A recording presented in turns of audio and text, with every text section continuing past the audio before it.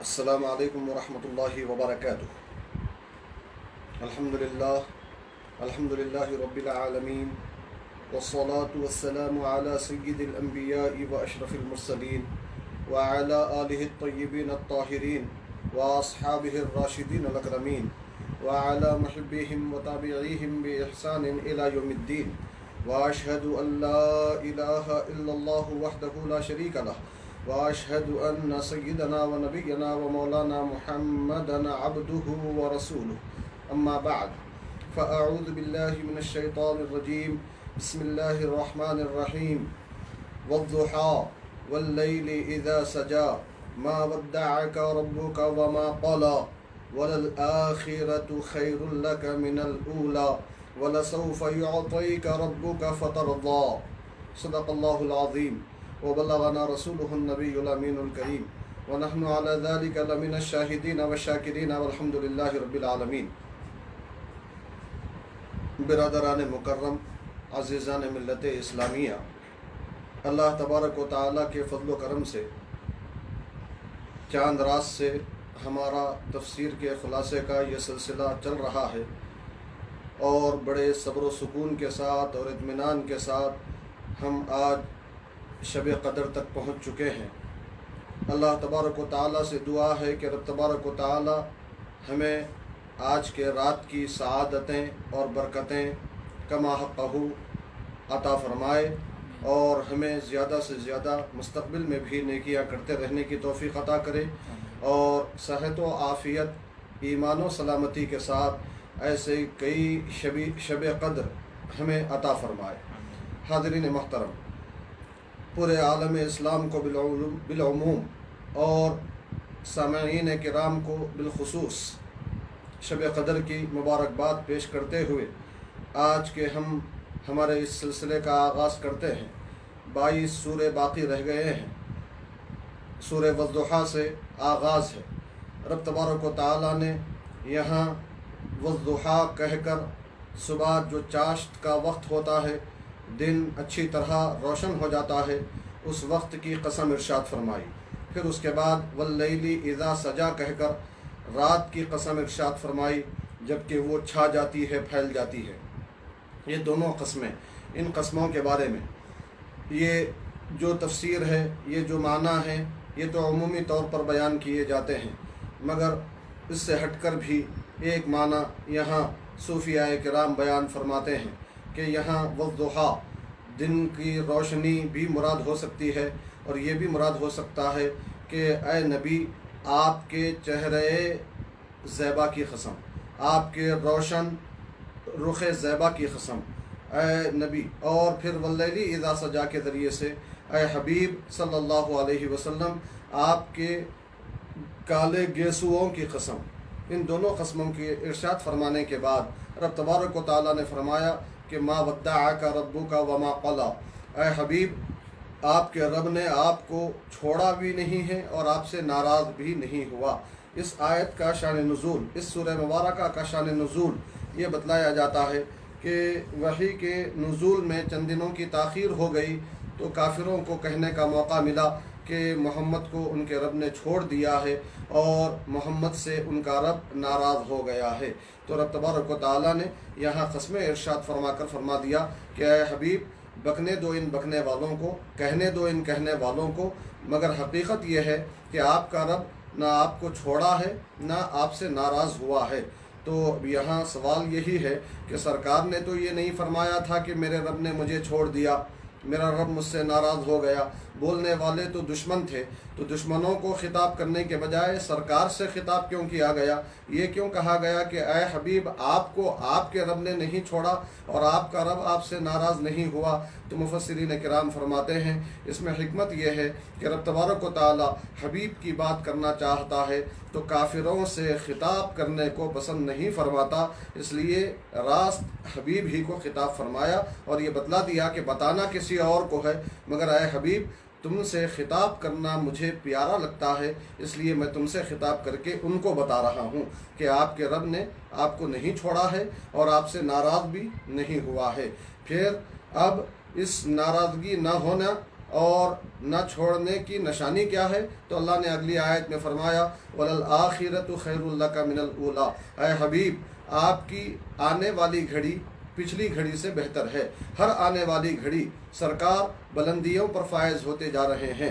اور پھر اس کے بعد فرمایا کہ اس کی ایک اور نشانی یہ ہے کہ وَلَسَوْفَ يُعْطِيكَ رَبُّكَ فَتَرْضَىٰ، اے حبیب عنقریب آپ کو آپ کا رب اتنا دے گا کہ آپ راضی ہو جائیں گے، آپ راضی ہو جائیں گے۔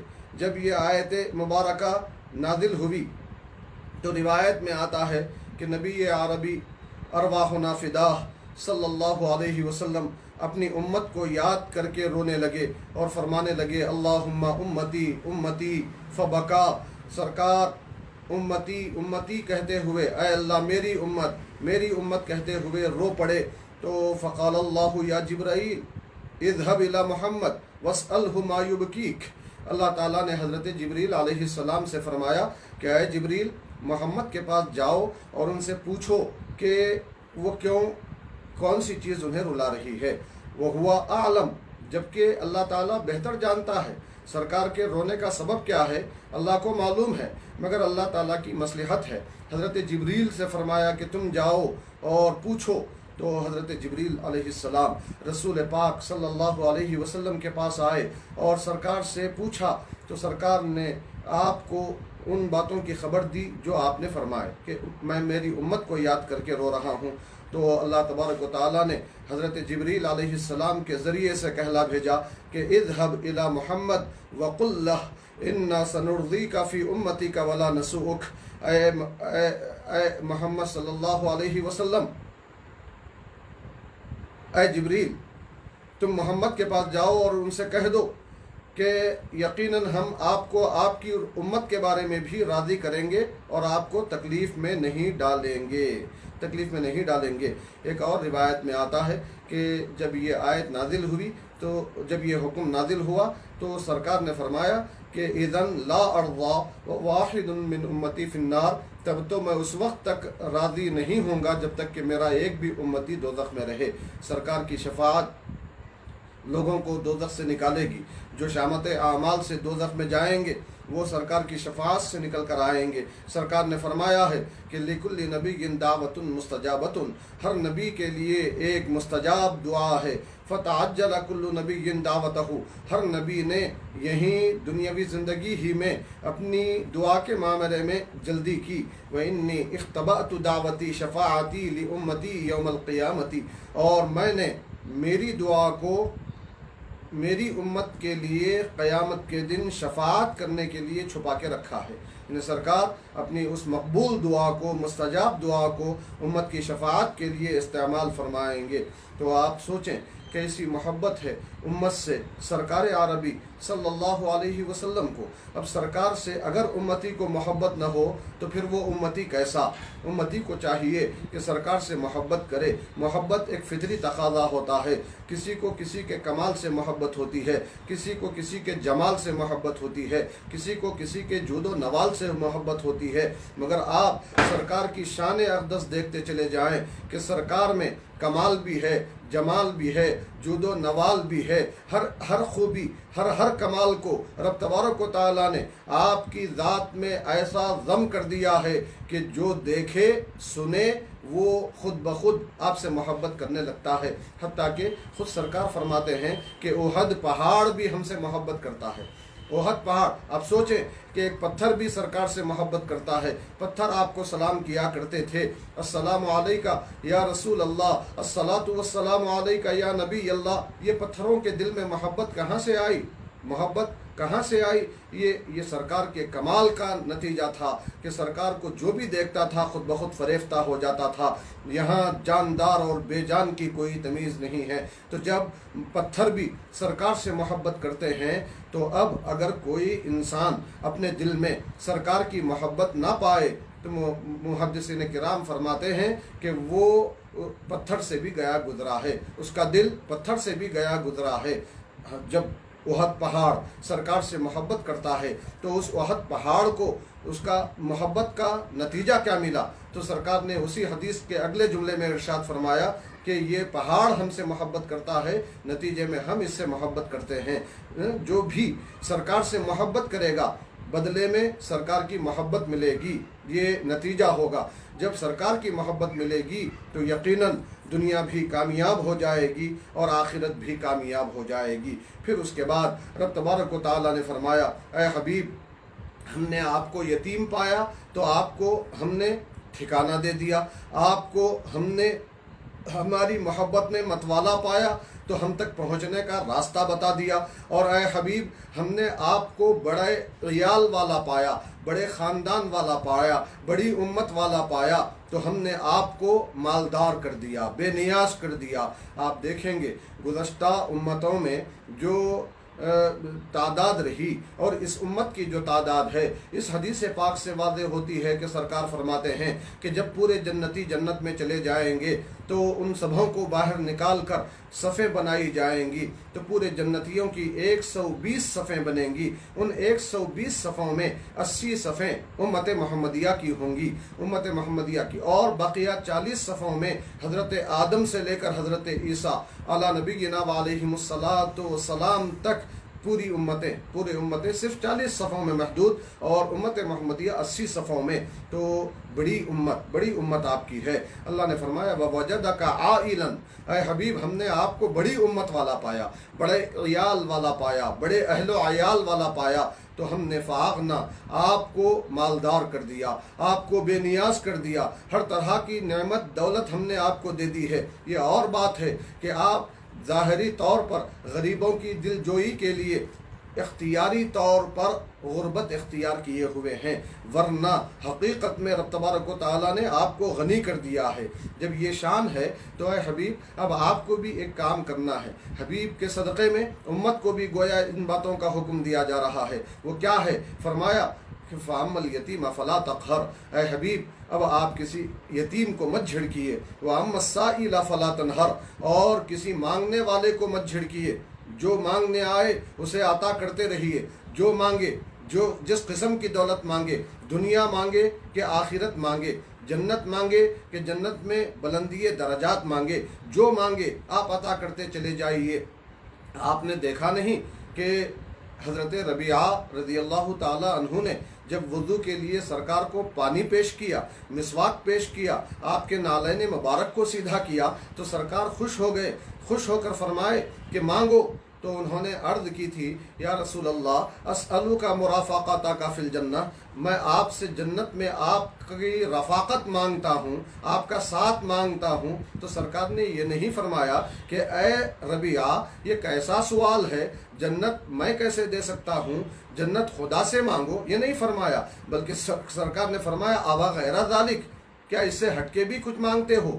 تو انہوں نے عرض کی یا رسول اللہ نہیں، بس یہی التجا ہے۔ تو سرکار نے فرمایا ٹھیک ہے، کثرت سے نوافل پڑھتے رہو، کثرت سے نوافل پڑھتے رہو۔ تو یہ بتا دیا گیا کہ جو بھی سائل آئے، جو سوال بھی لے کر آئے، جس قسم کا بھی سوال ہو وہ پورا کریں، اس کو جھڑکے مت۔ کیوں؟ اس لیے کہ جھڑکتا وہ ہے جس کے پاس کچھ نہ ہو۔ اے حبیب ہم نے تو آپ کو غنی کر دیا ہے، آپ کو بے نیاز بنا دیا ہے، تو آپ کو جھڑکنے کی ضرورت نہیں، دیتے رہو، ہم عطا کرتے رہیں گے۔ انما انا قاسم واللہ یعطی، کہ سرکار فرما رہے ہیں کہ میں تقسیم کرنے والا ہوں، دینے والا، عطا کرنے والا خدا ہے۔ جب خدا کے خزانوں میں کوئی کمی نہیں آ سکتی اور خدا کی عطا میں کوئی کمی نہیں آ سکتی تو سرکار کی تقسیم میں بھی کوئی کمی نہیں آ سکتی۔ اسی لیے اللہ نے فرمایا وَأَمَّا السَّائِلَ فَلَا تَنْهَرْ، اے حبیب مانگنے والے کو مت جھڑکیے۔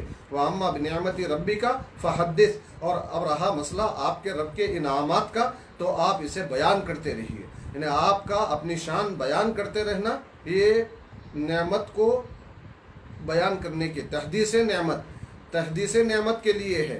یہی وجہ ہے کہ سرکار اپنی شان بیان کرتے ہوئے نظر آتے ہیں۔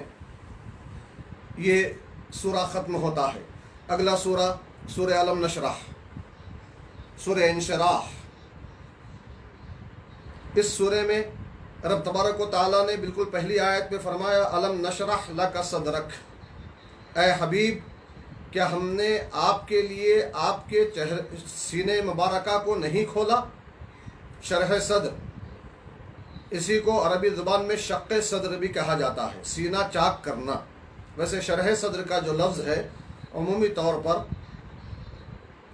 نور علم سے سینے کا منور ہو جانا بھی مراد لیا جاتا ہے، مگر شق صدر یہ مخصوص ہے نبی پاک صلی اللہ علیہ وسلم کے ساتھ، کہ ایک مرتبہ نہیں، 2 مرتبہ نہیں، سیرت نگار لکھتے ہیں کہ 4 مرتبہ سرکار کا شق صدر ہوا، سینے مبارک چاک کیا گیا، آپ کے قلب مبارک کو نکالا گیا، اسے انسان کی فطری آلودگیوں سے پاک کیا گیا، اسے دھو کر دوبارہ سینے مبارک میں رکھا گیا۔ 4 سال کی عمر شریف میں جب دائی حلیمہ رضی اللہ تعالی عنہا کے پاس آپ تھے، وہاں آپ کا شق صدر ہوا۔ 10 سال کی عمر میں پھر ایک مرتبہ جب بلوغیت کے درجے کی طرف آپ آگے بڑھ رہے تھے، شق صدر ہوا۔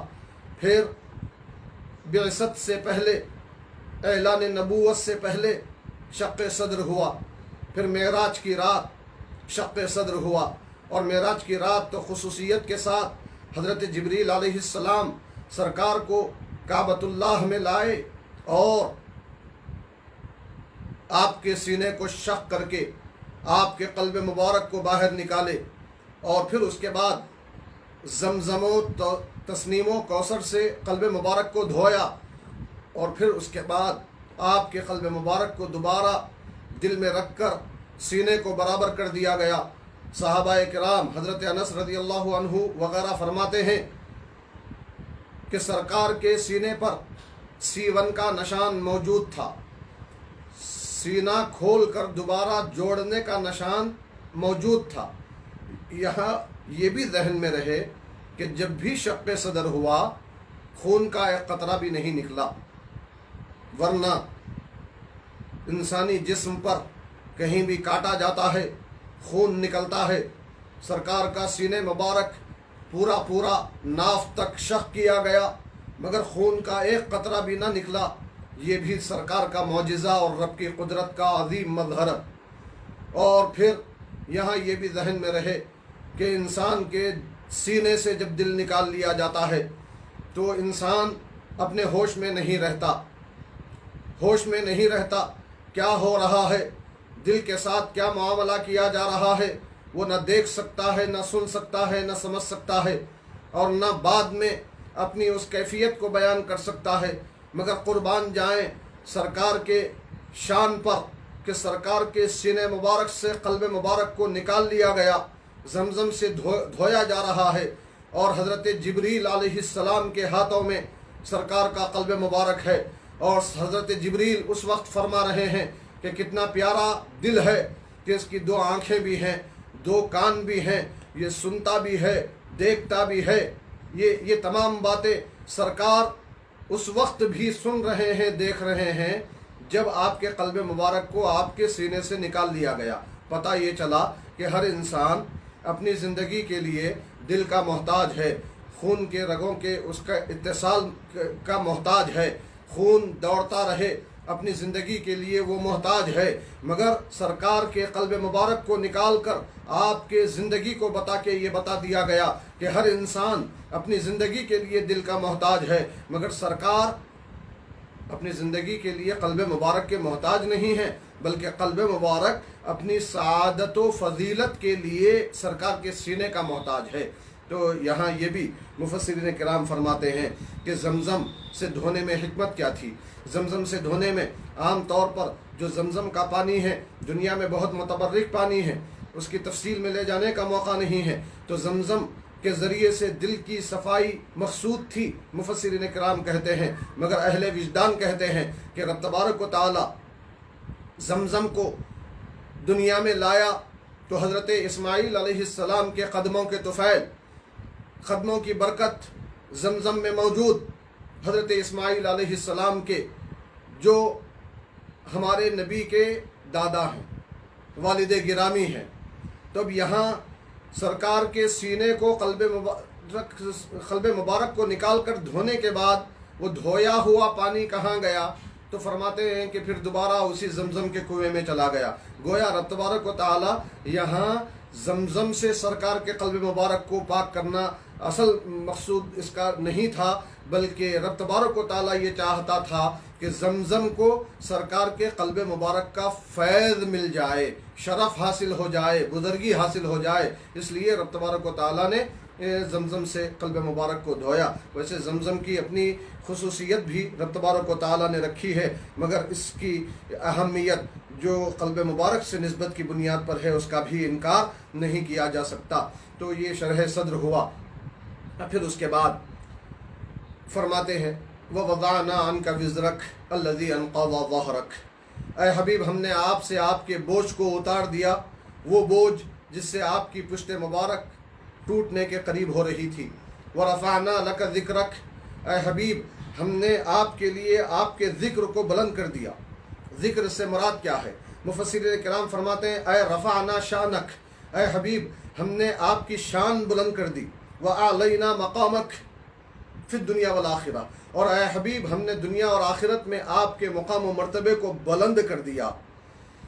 اور وَجَعَلْنَا اِسْمَكَ مَقْرُونًا بِاسْمِي، اور اے حبیب ہم نے آپ کے نام کو میرے نام کے ساتھ ملا دیا ہے۔ لا اذکر الا ذکرت معی، کہ میں جہاں جہاں ذکر کیا جاتا ہوں، جب کبھی میرا ذکر کیا جاتا ہے میرے نام کے ساتھ تمہارا نام بھی ذکر کیا جاتا ہے۔ حضرت قتادہ رضی اللہ عنہ فرماتے ہیں کہ رب تبارک و تعالیٰ نے آپ کے ذکر کو دنیا اور آخرت میں بلند کر دیا۔ کوئی بھی خطیب اللہ اور رسول کے ذکر کے بغیر اپنا خطبہ مکمل نہیں کر سکتا۔ کوئی تشہد پڑھنے والا اللہ اور اللہ کے رسول کی شہادت دیے بغیر اپنا تشہد مکمل نہیں کر سکتا۔ کوئی بھی نمازی جب تک اشہد ان لا الہ الا اللہ کے ساتھ اشہد ان محمد الرسول اللہ نہ کہے وہ نماز ہی نہیں پڑھ سکتا۔ یہ فرما رہے ہیں رسول پاک صلی اللہ علیہ وسلم نے فرمایا کہ میرے پاس جبریل آئے، انہوں نے عرض کی اے محمد صلی اللہ علیہ وسلم بے شک آپ کا رب کہتا ہے کہ کیا تم جانتے ہو کہ میں نے کیسے تمہارے ذکر کو بلند کیا ہے؟ تو سرکار نے فرمایا اللہ تعالیٰ بہتر جانتا ہے۔ تو فرمایا حضرت جبریل نے اللہ فرماتا ہے کہ جب کبھی میرا ذکر کیا جاتا ہے تو میرے ساتھ تمہارا بھی ذکر کیا جاتا ہے۔ تو اس اعتبار سے حضرت حسان ابن ثابت رضی اللہ تعالیٰ عنہ جو مداح رسول ہیں اور شاعر رسول ہیں، شاعر اسلام بھی کہلاتے ہیں، آپ نے فرمایا تھا وَضَمَّ الْإِلَٰهُ اسْمَ النَّبِيِّ إِلَى اسْمِهِ إِذَا قَالَ فِي الْخَمْسِ الْمُؤَذِّنُ أَشْهَدُ وَشَقَّ لَهُ مِنْ اسْمِهِ لِيُجِلَّهُ فَذُو الْعَرْشِ مَحْمُودٌ وَهَذَا مُحَمَّدُ، کہ رب تبارک و تعالیٰ نے نبی پاک کے نام کو اپنے نام کے ساتھ شامل کر دیا ہے، جبکہ مؤذن پانچوں وقت اذان میں اشہد اللہ الہ الا اللہ کے ساتھ اشہد ان محمد رسول اللہ کہہ کر سرکار کا ذکر کرتا ہے۔ رب تبارک و تعالیٰ نے اپنے نام سے سرکار کے نام کو نکالا ہے تاکہ آپ کو بزرگی عطا فرمائے۔ تو عرش پر سرکار محمود ہیں اور یہاں اس دنیا میں محمد بنا کے بھیجے گئے ہیں، اور حمد رب تبارک و تعالیٰ کی شان ہے۔ پھر اس کے بعد اللہ نے فرمایا کہ فَإِنَّ مَعَ الْعُسْرِ يُسْرًا إِنَّ مَعَ الْعُسْرِ يُسْرًا، بس بے شک تنگی کے ساتھ آسانی ہے، یقیناً تنگی کے ساتھ آسانی ہے۔ یہ ایک کلیہ ہے، اصول ہے، قاعدہ ہے۔ جہاں کہیں جب کبھی کوئی تنگی آتی ہے تو اس کے بعد راحت ضرور آتی ہے۔ رات کی تاریکی ختم ہونے کے بعد دن کا اجالا ضرور آتا ہے۔ گرما کی شدت ختم ہونے کے بعد باران رحمت کی پھوار ضرور آتی ہے۔ مگر یہاں مفسرین کرام نے فرمایا عربی قاعدے کے مطابق دونوں آیتوں میں تنگی کے لیے جو لفظ استعمال ہوا وہ معرفہ ہے، اور آسانی خوشحالی کے لیے جو لفظ استعمال ہوا وہ نکرہ ہے۔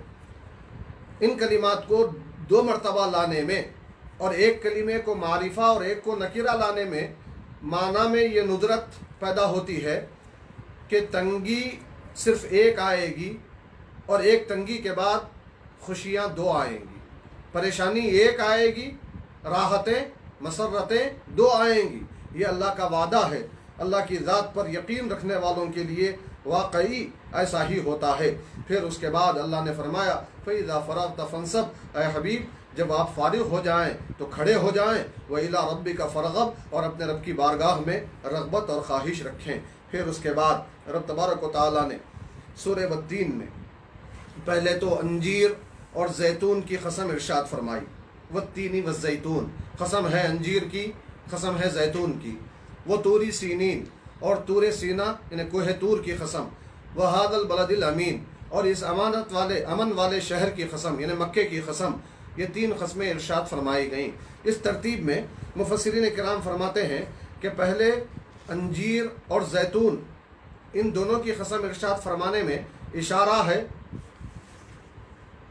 حضرت موسیٰ علیہ السلام کے، حضرت عیسیٰ علیہ السلام کے مقام و مرتبے کی طرف، کہ حضرت عیسیٰ علیہ السلام جس علاقے میں تشریف لائے تھے وہاں انجیر اور زیتون کثرت سے پایا جاتا تھا، اور طور سینہ یہ حضرت موسیٰ علیہ السلام کا مقام ہے جہاں تجلی ہوئی تھی، اور بلد امین یعنی مکہ کعبہ یہ سرکار کی ولادت کا مقام ہے، میلاد کا مقام ہے۔ ان تینوں مقامات کی یہاں قسم ارشاد فرما کر گویا رب تبارک و تعالیٰ نے ان انبیاء کرام کی اس میں شان بیان فرمائی، اور تدریجی معاملہ بھی پیش نظر رکھا گیا۔ طریقہ یہی ہوتا ہے نا کہ نیچے سے انسان اوپر کی طرف جاتا ہے، تو سب سے پہلے حضرت عیسیٰ علیہ السلام کا ذکر ہوا، پھر تین اور انجیر کے ذریعے، زیتون اور انجیر کے ذریعے، پھر اس کے بعد طور سینین کوہ طور کے ذریعے حضرت موسیٰ علیہ السلام کا، یعنی حضرت عیسیٰ سے اب بلندی کی طرف حضرت موسیٰ کی طرف چلے، پھر اس کے بعد مکے کی قسم ارشاد فرما کر اس سے بھی آگے بڑھتے ہوئے سرکار کی شان جو سب سے بلند و برتر ہے وہ بیان کی گئی۔ تو ان تینوں کی قسموں کے ارشاد فرمانے کے بعد اللہ نے فرمایا لَقَدْ خَلَقْنَا الْإِنسَانَ فِي أَحْسَنِ تَقْوِيمٍ، یقیناً ہم نے انسان کو بہترین سانچے میں ڈھالا ہے، بہترین سانچے میں پیدا کیا ہے۔ اس کے تحت میں مفسرین کرام فرماتے ہیں، امام قرطبی رحمۃ اللہ علیہ نے یہ واقعہ نقل کیا ہے کہ عیسیٰ ہاشمی نامی ایک شخص نے جو اپنی بیوی سے بہت زیادہ محبت کرتا تھا، اسے ایک دن کہا کہ اے میری بیوی، اگر تم چاند سے زیادہ خوبصورت نہیں ہو تو تم کو طلاق ہے۔ تو اتنا کہتے ہی بیوی پردے میں چلی گئیں اور کہنے لگیں کہ تم نے مجھے طلاق دے دی کیونکہ میں چاند سے زیادہ خوبصورت تو نہیں ہو سکتی۔ تو اب یہ بہت زیادہ رنج میں پڑ گئے، انتہائی رنج۔ اسی رنج کی کیفیت میں خلیفہ منصور کے پاس گئے اور ان کو پورا واقعہ بتایا۔ تو خلیفہ منصور نے اس وقت میں پورے فقہا اور علماء کو بلایا اور ان سے اس مسئلے میں فتویٰ طلب کیا کہ کیا واقعی عیسیٰ ہاشمی کی بیوی پر طلاق ہو چکی ہے؟ تو تمام حاضرین فقہا نے کہا کہ طلاق ہو چکی ہے، مگر ان حاضرین میں ایک صاحب جو امام اعظم ابو حنیفہ علیہ الرحمۃ والرضوان کے شاگردوں میں سے تھے، وہ خاموش بیٹھے ہوئے تھے۔ تو خلیفہ منصور نے ان سے پوچھا کہ آپ کو کیا ہو گیا ہے، آپ خاموش ہیں، آپ کچھ نہیں کہتے؟ تو انہوں نے کہا امیر المؤمنین، اللہ تبارک و تعالیٰ قرآن میں کہتا ہے لَقَدْ خَلَقْنَا الْإِنسَانَ فِي أَحْسَنِ تَقْوِيمٍ، یقیناً ہم نے انسان کو بہترین سانچے میں پیدا کیا ہے۔ تو اب بہترین سانچے کی بات جب آ گئی تو چاند سے بھی بہتر انسان ہو گیا۔ اس اعتبار سے یہ قسم، یہ طلاق نہیں ہوئی کیونکہ انسان ہر چیز سے زیادہ حسین ہے۔ تو اس وقت خلیفہ منصور نے کہا کہ آپ نے سچ کہا، اور پھر اس کے بعد اس خاتون کو ان کے شوہر عیسیٰ ہاشمی کی طرف لوٹا دیا۔ تو یہ دیکھیں آپ کیسی ذہانت اور فقاہت ہے حضرت امام اعظم ابو حنیفہ کے شاگرد کی۔ جب شاگرد کی یہ شان ہے تو جن سے انہوں نے اکتساب فیض کیا ہے حضرت امام اعظم ابو حنیفہ علیہ الرحمۃ والرضوان، ان کے فقہ و فہم کی کیا شان ہوگی اس کا ہم اندازہ ہی نہیں کر سکتے۔ یہی سبب ہے کہ آپ کی فقہ پر آج بھی اس گئے گزرے دور میں بھی اکثریت عمل کرتی نظر آتی ہے اور اپنے آپ کو حنفی کہتے ہوئے شان محسوس کرتی ہے۔ تو رب تبارک و تعالیٰ نے یہاں فرمایا کہ لَقَدْ خَلَقْنَا الْإِنسَانَ فِي أَحْسَنِ تَقْوِيمٍ، ہم نے انسان کو بہترین سانچے میں پیدا کیا، مگر انسان کا معاملہ یہ ہے کہ پھر انسان اپنے اعمال سے، اپنے کرتوتوں سے اسفل السافلین میں، نچلے گڑھے میں گرتا چلا جاتا ہے۔ مگر جو ایمان والے اور نیک عمل والے ہیں ان کے لیے نہ کٹنے والا، نہ منقطع ہونے والا اجر ہے۔ تو پھر اس کے بعد اللہ فرماتا ہے کہ کون سی چیز اس کے بعد اب قیامت کے دن کو جھٹلانے پر ابھار رہی ہے؟ کیا اللہ تعالیٰ احکم الحاکمین نہیں ہے؟ کیوں نہیں، اللہ احکم الحاکمین ہے۔ یہ جو سورہ ہے، اس سورہ کے اختتام پر چونکہ سوال ہو رہا ہے کہ اللہ تمام حاکموں کا بڑا حاکم نہیں ہے، تو اس سورہ کے پڑھنے کے بعد کہنا چاہیے کہ بلا وانا علی ذالک من الشاہدین، کیوں نہیں بلکہ میں اس بات پر گواہوں میں سے ہوں کہ اللہ احکم الحاکمین ہے۔ پھر اس کے بعد سورہ قلم، سورہ اقرا، اس کی ابتدائی آیتیں جو نزول وحی کے اعتبار سے سب سے پہلے نازل ہونے والی یہ آیتیں، یہ سورہ یہاں رکھا گیا سرکار کے حکم سے، جس میں رب تبارک و تعالیٰ نے حضرت جبریل علیہ السلام کو بھیج کر سرکار سے فرمایا تھا اقرأ بسم ربک الذی خلق، اے حبیب اپنے رب کے نام سے پڑھیے جس نے پیدا کیا، خلق الانسان من علق، جس نے انسان کو جمے ہوئے خون سے پیدا کیا، اقرأ وربک الاکرم، آپ پڑھیے اور آپ کا رب کرم فرمانے والا ہے، الذی علم بالقلم، جس نے قلم کے ذریعے سے تعلیم دی ہے، علم الانسان ما لم یعلم، اور انسان کو اللہ نے وہ تمام علوم سکھا دیے جو انسان جانتا نہ تھا۔ یہ تمام باتیں ارشاد فرمانے کے بعد خصوصیت کے ساتھ اس کے آخری آیتوں میں ایک واقعے کی طرف اشارہ کیا گیا ہے۔ وہ واقعہ یہ ہے کہ ایک مرتبہ ابو جہل نے لوگوں سے پوچھا کیا محمد ابھی بھی عبادت کرتے ہیں؟ لوگوں نے کہا کہ ہاں وہ عبادت کرتے ہیں۔ تو اس نے کہا کہ اگر میں محمد کو نماز پڑھتا ہوا دیکھوں تو نعوذ باللہ کہنے لگا کہ میں محمد کی گردن کھندل ڈالوں گا، ان کا چہرہ مٹی میں خاک آلود کروں گا۔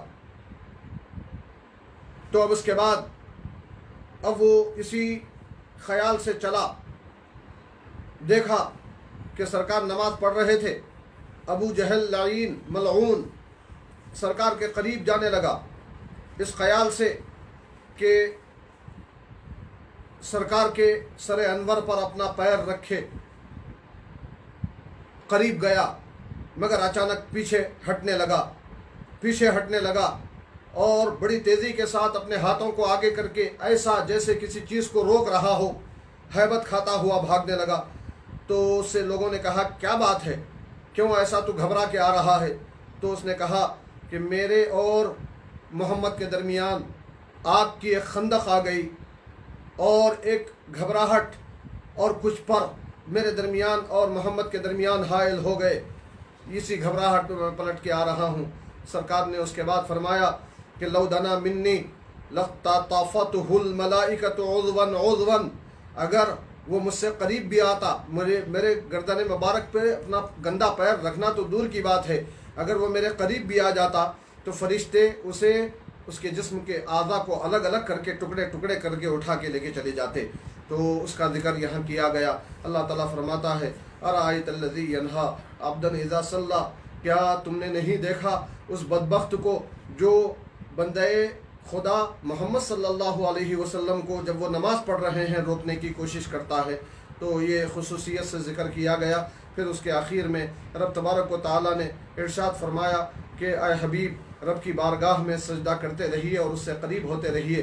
تو یہ سجدے کا حکم یہ جو آیا ہے، یہ بالکل سجدہ تلاوت کا جو تسلسل چل رہا تھا اس کا آخری سجدہ تلاوت ہے کہ یہ سجدے والی آیت جب بھی پڑھیں گے یا سنیں گے تو ساتھ میں سجدہ کرنا ہوگا۔ یہاں یہ مسئلہ بھی ذہن میں رہے کہ اگر فی الفور سجدہ کسی وجہ سے نہ کر سکیں تو پورا قرآن مکمل کرنے کے بعد بھی پورے 14 سجدے ایک ساتھ کیے جا سکتے ہیں، مگر بہتر یہی ہے کہ جب پڑھا جائے تبھی یہ سجدہ ادا کر لیا جائے۔ یہ مسئلہ بھی ذہن میں رہے کہ اگر سجدہ تلاوت والی آیت نماز کے اندر پڑھی جائے تو اسی وقت سجدہ کرنا ضروری ہے، اگر نماز ختم کر لی جائے اور سجدہ نہ کیا جائے تو پھر وہ سجدہ نہیں کیا جا سکتا۔ اسی طرح یہ بھی ذہن میں رکھیں کہ اوقات ممنوعہ میں تو کوئی سجدہ نہیں کیا جا سکتا، مگر اوقات مکروہہ میں اثر کے بعد بھی یہ سجدہ تلاوت جائز نہیں ہے اگر پہلے سے آپ کا پڑھا ہوا ہے۔ ہاں اثر کے بعد آپ تلاوت کرنے بیٹھے تھے اور سجدہ تلاوت والی آیت آ گئی ہے تو اسی وقت کا پڑھا ہوا سجدہ اثر کے بعد سورج غروب ہونا شروع ہونے سے پہلے یعنی مغرب کی اذان سے 5 منٹ پہلے تک کیا جا سکتا ہے۔ پھر اس کے بعد اگلا سورہ سورہ قدر، شب قدر کی فضیلت اس سورہ مبارکہ میں بیان کی گئی۔ رب تبارک و تعالیٰ نے اس سورہ میں فرمایا کہ بے شک ہم نے اس قرآن کو شب قدر میں نازل کیا ہے، اور آپ نے کیا جانا کہ شب قدر کیا ہے؟ شب قدر 1000 مہینوں سے بہتر ہے۔ یہ رات جسے مل گئی قسمت سے مل گئی، اس رات کی رحمتیں برکتیں جس نے اپنے دامن میں سمیٹ لیں اس نے سمیٹ لی۔ جو اس رات سے محروم ہوا وہ بڑا محروم۔ کیوں؟ اس لیے کہ یہ 1000 مہینوں سے بہتر ہے۔ 1000 مہینے یعنی 83 سال چند ماہ، تقریباً 4 ماہ۔ اب اندازہ کریں، زندگی میں انسان مسلسل عبادتوں میں رہے تب بھی 83 سال اس کی زندگی ہو کوئی ضروری نہیں۔ اگر ہو بھی تو مستقل طور پر وہ عبادت میں رہ کر 83 سال تک عبادت کا ثواب پائے کوئی ضروری نہیں۔ مگر اگر کوئی شب قدر میں توفیق پا لیتا ہے اور اس رات کی قدر کر کے عبادت میں گزارتا ہے تو رب تبارک و تعالیٰ اس ایک رات کی عبادت کے طفیل بندے کو 83 سال 4 ماہ کی عبادتوں کا ثواب عطا فرماتا ہے۔ اس کے شان نزول کے بارے میں فرماتے ہیں کہ سرکار نے ایک مرتبہ صحابہ کے سامنے ذکر فرمایا کہ ایک شخص گزشتہ زمانے میں ہتھیار پہن کے اللہ کی راہ میں 1000 مہینوں تک جہاد کرتا رہا، رات میں عبادتیں کرتا تھا، دن میں روزے سے رہ کے جہاد کرتا تھا۔ تو اس پر مسلمان تعجب کرنے لگے اور رسول پاک صلی اللہ علیہ وسلم نے اپنی امت کے لیے ایسی عبادتوں کی تمنا کی۔ تو اس وقت آپ نے عرض کیا، اے میرے پروردگار، تو نے میری امت کی عمریں کم کر دی ہیں، ان کا عمل بہت تھوڑا ہے۔ تو رب تبارک و تعالیٰ نے سرکار کی رضامندی کے لیے شب قدر جیسی عظیم نعمت عطا فرمائی اور فرمایا کہ یہ شب قدر آپ کے لیے اور آپ کی امت کے لیے 1000 مہینوں سے بہتر ہے اس شخص کے جو مسلسل 1000 مہینوں تک جہاد کرتا رہا۔ یہ اشارہ ہے اس بات کی طرف کہ اس رات میں زیادہ سے زیادہ انسان کو اہتمام کرنا چاہیے، عبادت کرنا چاہیے۔ کیوں؟ اس رات میں یہ قدر والی رات، قدر و منزلت یہ اردو میں بھی عام استعمال ہے، یہ قدر والی رات ہے، قدر کرنا چاہیے۔ اور پھر اس کا دوسرا معنی یہ بھی بتایا گیا کہ قدر کا معنی ہے تنگی کا، کہ یہ رات تنگ ہو جاتی ہے۔ کس اعتبار سے تنگ ہوتی ہے؟ تو اللہ نے فرمایا کہ تنزل الملائکۃ والروح فیہا من کل امر باذن ربہم من کل امر، کہ اس رات میں حضرت جبریل علیہ السلام اور تمام فرشتے اپنے رب کی اجازت سے جملہ معاملات لے کر زمین پر اتر آتے ہیں۔ فرشتوں کے آنے کی وجہ سے زمین تنگ ہو جاتی ہے۔ سلام ہی حتی مطلع الفجر، پھر اللہ نے فرمایا یہ رات صبح فجر طلوع ہونے تک سلامتی والی ہے۔ پھر اس کے بعد اگلا سورہ سورہ لم یکن، سورہ بینہ بھی کہا جاتا ہے۔ اس میں ابتدا میں رب تبارک و تعالیٰ نے اہل کتاب میں سے جو مشرک ہیں ان کے بارے میں فرمایا کہ جب تک ان کے پاس کوئی واضح دلیل نہ آ جائے یہ اپنے کفر و شرک سے علیحدہ ہونے والے نہیں ہیں۔ وہ واضح دلیل اللہ کے رسول کی ذات گرامی ہے جو ان پر پاک صحیفوں کی تلاوت کرتے ہیں۔ پھر اس کے بعد اللہ نے آگے فرمایا کہ ان کو صرف اس بات کا حکم دیا گیا ہے کہ یہ لوگ اللہ کی عبادت خالص اسی کے لیے کرتے رہیں، اسی کے لیے سیدھا راستہ اختیار کریں، نماز قائم کریں، زکوٰۃ ادا کریں۔ یہی مضبوط دین ہے، یہی مضبوط دین ہے۔ تو یہ جو اخلاص، مخلصین لہ الدین کا لفظ ہے، اخلاص والے، اخلاص کے بارے میں حدیث قدسی میں آتا ہے، رب تبارک و تعالیٰ فرماتا ہے، حدیث قدسی آپ جانتے ہوں گے، ایسی حدیث کو کہا جاتا ہے جس میں سرکار اپنا کلام نہ پیش کر رہے ہوں بلکہ اللہ تعالیٰ نے ایسا فرمایا ہے کہہ کے پیش کر رہے ہوں، اللہ کا قول حدیث قدسی کہلاتا ہے۔ تو حدیث قدسی میں ہے، اللہ نے فرمایا انا اغنی الاغنیاء یعنی شرک، میں شرک سے تمام بے نیازوں میں سب سے بڑا بے نیاز ہوں۔ پھر اس کے بعد فرمایا جو کوئی ایسا عمل کرے جس میں وہ میرے علاوہ کسی اور کو شریک کرے تو میں اسے اور اس کے شرک کو چھوڑ دیتا ہوں اور اس کا کوئی اس کو فائدہ نہیں ہوتا۔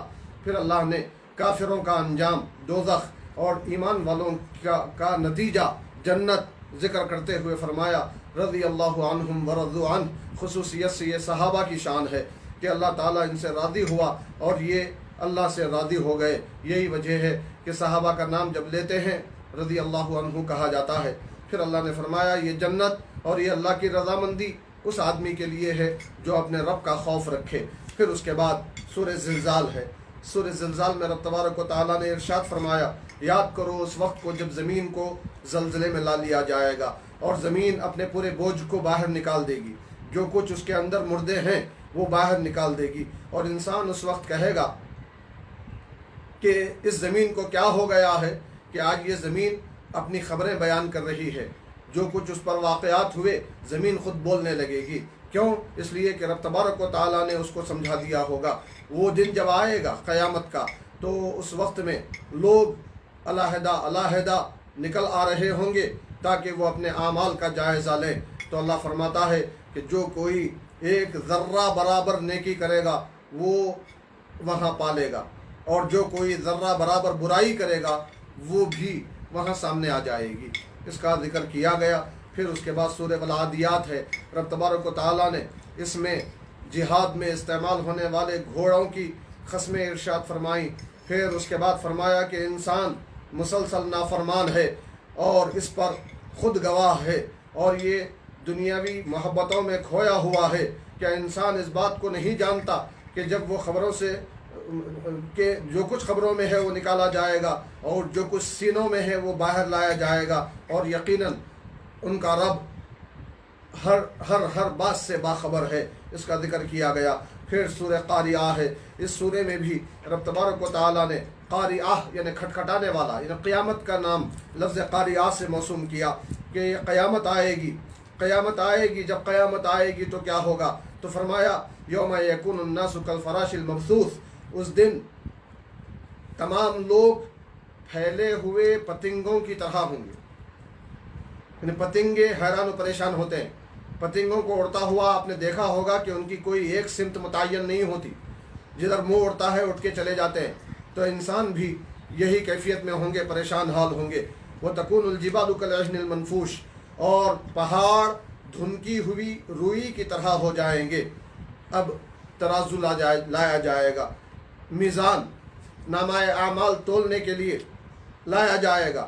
جب نامہ اعمال تولے جائیں گے تو اللہ فرماتا ہے کہ جس کے نیکیوں کا پلہ بھاری ہوگا وہ پسندیدہ زندگی میں رہے گا، اور جس کے نیکیوں کا پلہ ہلکا ہو جائے گا اس کا ٹھکانہ دوزخ بنے گا۔ اور دوزخ کیا ہے آپ کو کیا معلوم ہے؟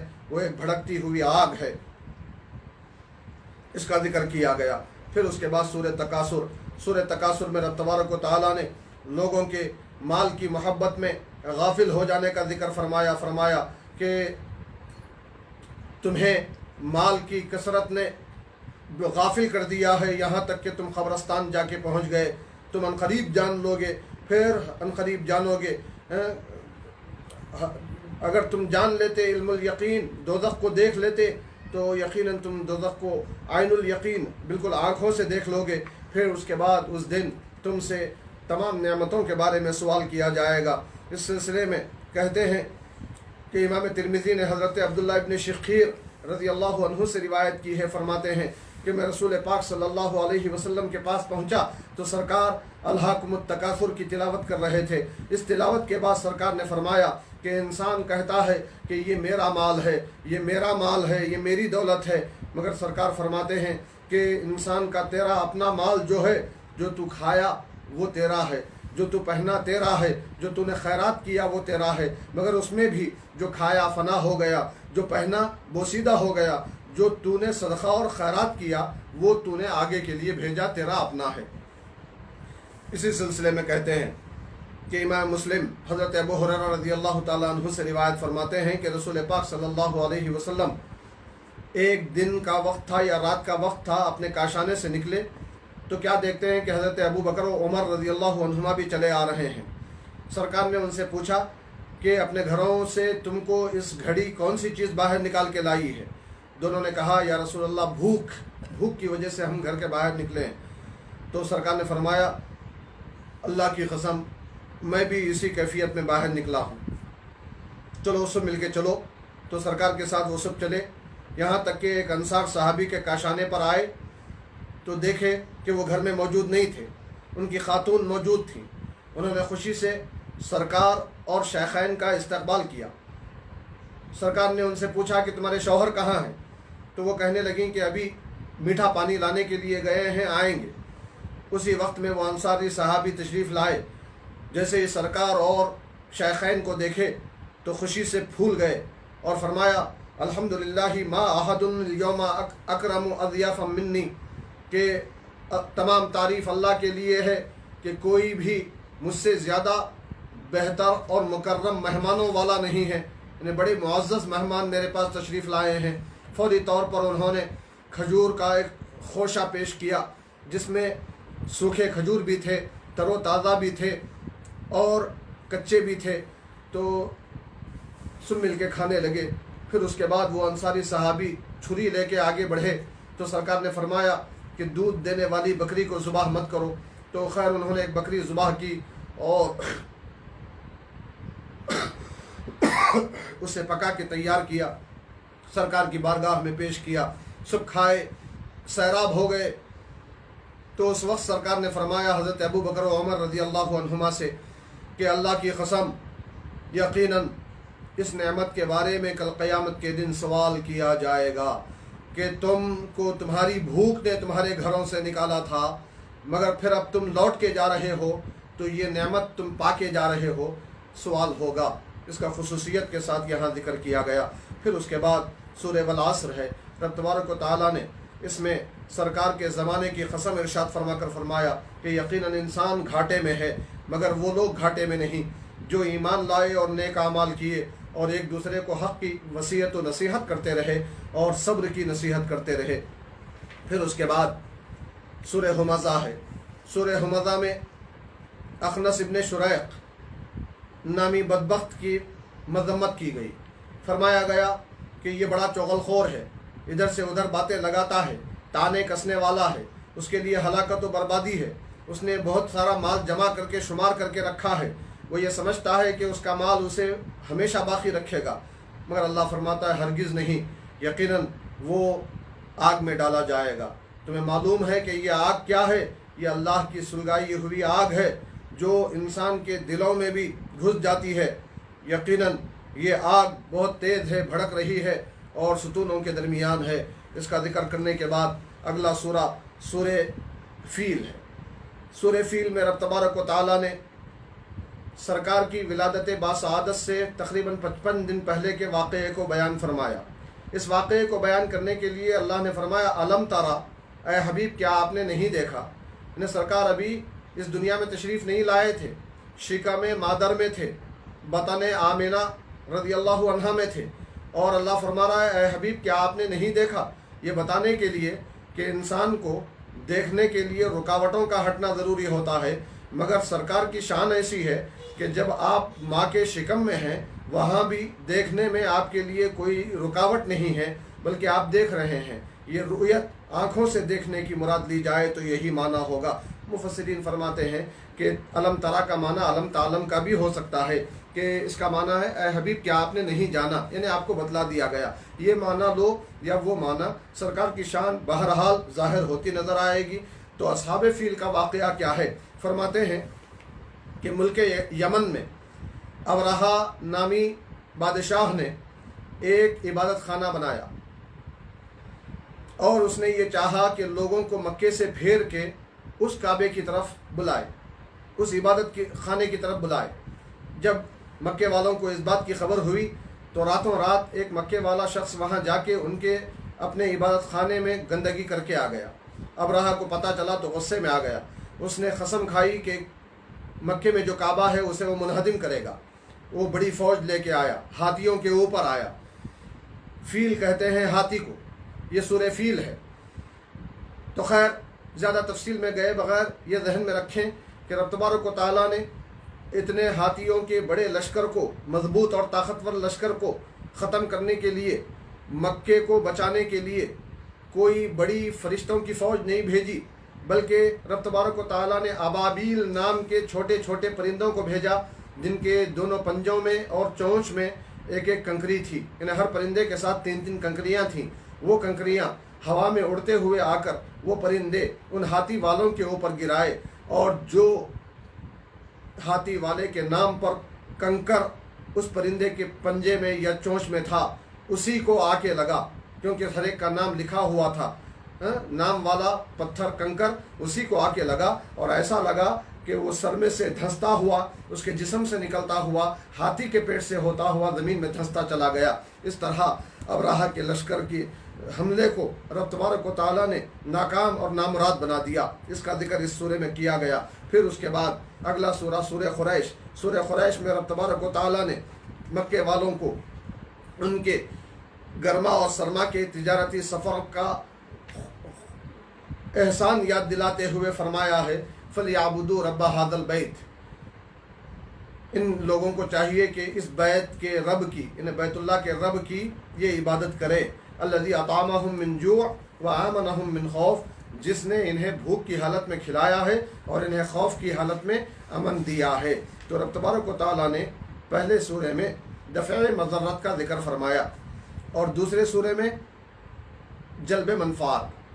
دفع مضرت نقصان کو روکنا، جلب منفعت فائدہ کھینچنا۔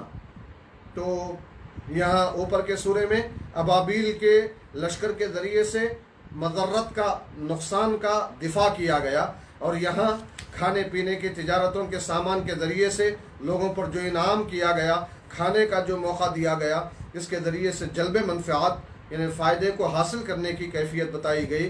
ہر حال میں رب تبارک و تعالیٰ کا شکر ہے کہ لا نافع ولا ضار الا اللہ۔ پھر اس کے بعد سورہ ماعون۔ سورہ ماعون میں رب تبارک و تعالیٰ نے فرمایا کہ کیا آپ نے نہیں دیکھا اسے جو قیامت کو جھٹلاتا ہے؟ بس یہی وہ ہے جو یتیم کو دھکے دیتا ہے اور مسکین کے کھانے کی ترغیب نہیں دلاتا۔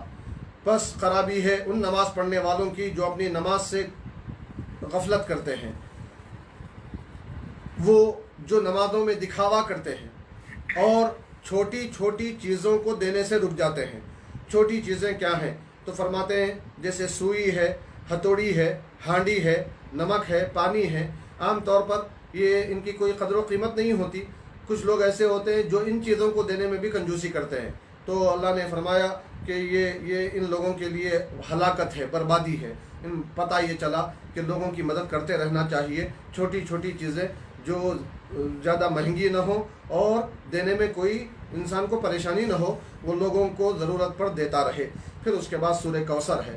اللہ تبارک و تعالیٰ نے فرمایا کہ اے حبیب، ہم نے آپ کو ہر خیر کی کثرت عطا فرمائی ہے، تو آپ اپنے رب کی نماز پڑھتے رہیے اور قربانی دیتے رہیے، یقیناً آپ کا دشمن ہی بے نام و نشان ہونے والا ہے۔ واقعہ کیا ہے؟ فرماتے ہیں جب سرکار کے شہزادے حضرت قاسم رضی اللہ عنہ کا وصال ہو گیا تو عاص ابن وائل نامی بدبخت نے کہا تھا کہ اب محمد کو چھوڑ دو، کیونکہ یہ اب بے اولاد ہو گئے ہیں، ان کا پیچھے کوئی نام لینے والا نہیں، کوئی نسل باقی نہیں رہی، جب یہ مر جائیں گے تو ان کا ذکر بھی ختم ہو جائے گا۔ تو اللہ نے یہ صورت نازل فرمائی اور فرما دیا کہ اے حبیب، آپ کو تو ہم نے بڑی شان والا بنایا ہے اور ہر طرح کی نعمت اور کثرت عطا فرمائی ہے، امت کی کثرت آپ کو دے دی گئی، ایک شہزادے کو ہم نے ایک مصلحت کی بنیاد پہ لے لیا ہے، تو امت کی کثرت کو آپ کا عیال بنا دیا، آپ کی بیویوں کو امت کی ماں بنا دیا، آپ پوری امت کے روحانی والد ہو گئے، تو آپ کی اولاد بے شمار قیامت تک رہے گی۔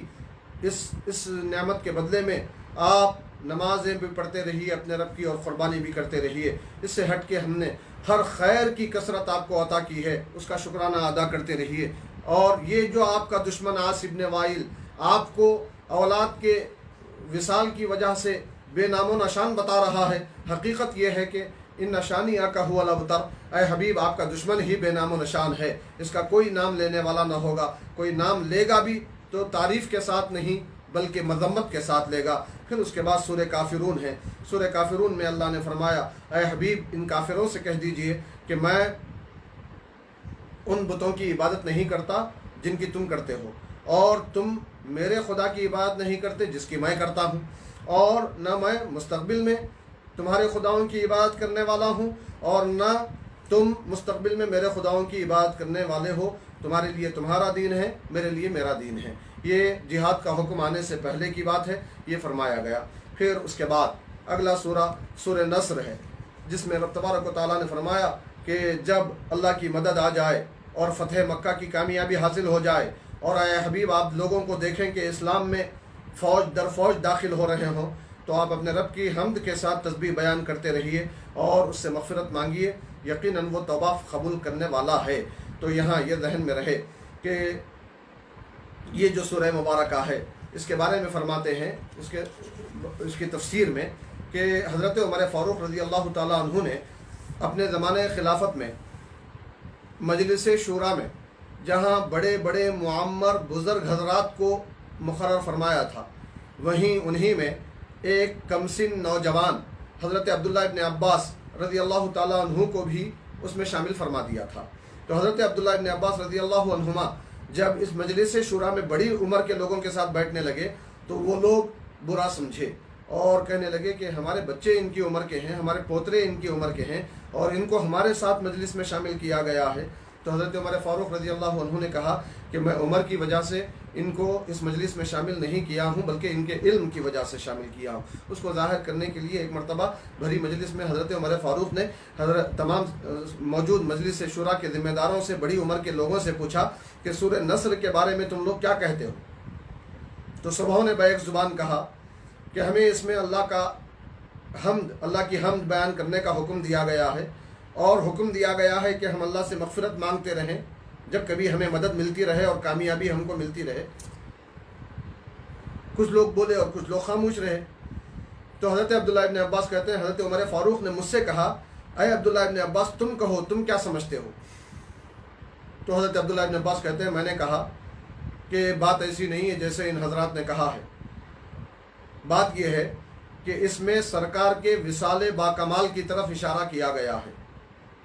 سرکار کو بتا دیا گیا کہ اے حبیب مکہ فتح ہو چکا ہے، اللہ کی مدد آ چکی ہے، اور لوگ فوج در فوج اسلام میں داخل ہو رہے ہیں، تو آپ کے ارسال کا جو مقصد ہے، آپ کو بھیجنے کا جو مقصد ہے وہ مکمل ہو چکا ہے۔ جب مقصد مکمل ہو جاتا ہے تو پھر اب آپ کو ہماری طرف بلا لیا جانے والا ہے، اس طرف اشارہ کیا گیا۔ جب یہ بات حضرت عبداللہ ابن عباس رضی اللہ عنہما نے کہی تو حضرت عمر فاروق بولے کہ ہاں میں نے بھی اس سے یہی سمجھا ہے۔ پھر اس کے بعد فرمایا کہ اس کے بعد اس سورے کے نازل ہونے کے تقریباً 80 دن کے بعد رسول پاک صلی اللہ علیہ وسلم دنیا سے پردہ کیے۔ تو یہاں یہ سورہ یہ بتلایا گیا۔ پھر اس کے بعد سورہ مسد، سورہ لہب جسے کہتے ہیں، سورہ لہب کے شان نزول میں سرکار نے جب پہلی مرتبہ قریش کو اسلام کی دعوت دی تو اس وقت میں ابو لہب نے کہا تھا کہ کیا اسی لیے تم نے ہمیں یہاں جمع کیا تھا؟ تم پر سارے دن نعوذ باللہ ہلاکت برستی رہے۔ جب اس نے یہ کہا تو رب تبارک و تعالیٰ نے یہ سورہ نازل فرمایا اور فرمایا کہ ابو لہب کے دونوں ہاتھ ٹوٹ گئے اور وہ ہلاک ہو گیا، اور اس کا مال اسے کچھ کام نہیں آیا، اس کا کمایا ہوا اسے کوئی فائدہ نہیں پہنچایا۔ ان قریب یہ ابو لہب والی شعلے والی آگ میں داخل ہوگا، اور اس کی بیوی لکڑیوں کا گٹا اٹھانے والی جو ہے، اس کے گلے میں کھجور کی چھال کی بٹی ہوئی رسی ہوگی۔ یہ پیشن گوئی فرما دی تو یہ واقعی ایسا ہی ہوا، اس کا ذکر کیا گیا۔ پھر اس کے بعد سورہ اخلاص ہے، سورہ اخلاص جس میں رب تبارک و تعالیٰ نے اپنی شان ان الفاظ میں بیان فرمائی۔ اے حبیب صلی اللہ علیہ وسلم آپ فرما دیجئے کہ وہ اللہ ایک ہے، اللہ بے نیاز ہے، نہ وہ کسی کی اولاد ہے اور نہ اس کی کوئی اولاد ہے، نہ اس کے ماں باپ ہیں نہ اولاد ہے، اور کوئی بھی اس کی برابری والا نہیں ہے۔ یہ اللہ کی شان، اس میں جتنا بھی بیان کیا جائے کم ہے۔ میں حدیث شریف کی روشنی میں مفسرین کرام کے اقوال اس انداز میں پیش کروں۔ فرماتے ہیں حضرت نبی کریم صلی اللہ علیہ وسلم نے فرمایا کہ جو کوئی قل هو اللہ احد ایک مرتبہ پڑھتا ہے گویا اس نے 1/3 قرآن پڑھ لیا، 1/3 قرآن پڑھنے کا اسے ثواب ملتا ہے۔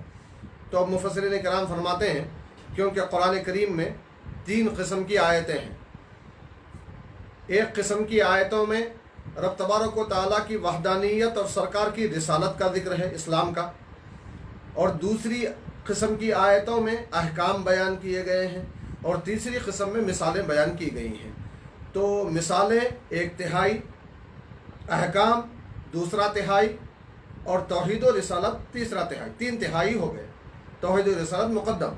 تو ابھی یہ توحید و رسالت کا یہ سورہ اپنے اندر گویا قرآن کا 1/3 اپنے اندر رکھتا ہے، اسی لیے اس کو پڑھنے والے کو رب تبارک و تعالیٰ 1/3 قرآن پڑھنے کا ثواب دیتا ہے، یعنی 3 مرتبہ اگر کوئی اس سورے کو پڑھ لے تو 1 مکمل قرآن پڑھنے کا ثواب اسے حاصل ہو جاتا ہے۔